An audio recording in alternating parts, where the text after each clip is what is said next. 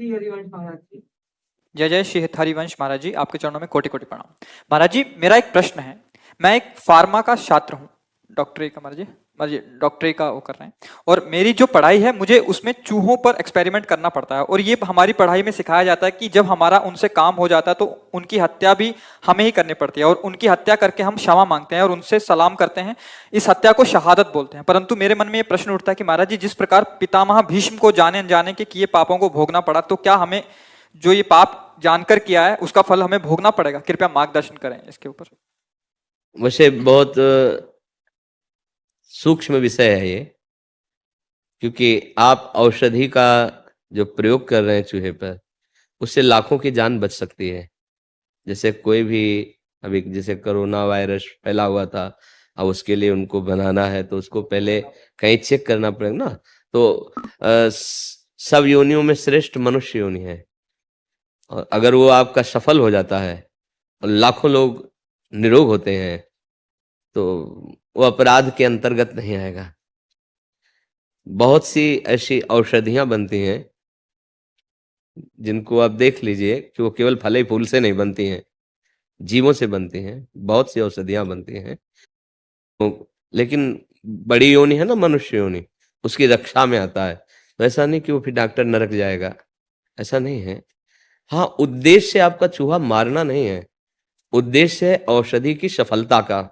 अब अगर वो असफल हो जाता है तो वो फिर प्रयास करता है, लेकिन उसका उद्देश्य है लाखों जीवों की रक्षा। तो उद्देश्य उसका सही होने के कारण उसको पाप नहीं लगेगा, उद्देश्य सही होने के कारण। जैसे एक किसान का उद्देश्य है फसल रक्षा करना, और वो दीमक मारने की दवा डालता है, करोड़ों दीमक मर जाती है, तो नरक थोड़ी जाएगा, क्योंकि उसका उद्देश्य दीमक मारना नहीं है, अपनी फसल को बचाना है। फसल बचेगी तो कई जीवों के प्राण पोषण होंगे। तो कई ऐसी क्रियाएं हैं जिनमें दिखाई देता है कि दोष है। अब जैसे फसल में चूहे अगर लग जाएं तो नष्ट कर देंगे, तो फिर किसान को चूहा मार दवा रखनी पड़ती है। अब वो उसका उद्देश्य जो है वो अन्न रक्षा करना है, अपनी फसल की रक्षा करना है। जैसे जंगल में पशु हैं, लेकिन जो पशु बहुत हिंसक और क्रूर स्वभाव के हो जाते थे, राजा लोग जाकर उनको मारते थे। शिकार जो करने का उद्देश्य था वो इसीलिए था कि जैसे कुछ मृग हैं जो रोग से ग्रसित हो चुके हैं, अब प्रजा में संक्रामक रोग पैदा हो जाएगा। कुछ ऐसे हिंसक हैं जो बलात् मनुष्यों को मार दें, तो वो राजा लोग जाकर उनका शिकार करते थे, तो उनको उसका पाप नहीं लगता था, क्योंकि प्रजा की रक्षा के लिए ऐसा कर रहे थे। जैसे सामने वाला शत्रु पक्ष लाखों की संख्या में आक्रमण कर रहा है, हम अपने देश की रक्षा के लिए लाखों को मार देते हैं, तो लाखों की हत्या का आपको दंड नहीं मिलेगा, आपको विजय श्री पुरस्कार मिलेगा देश की रक्षा का।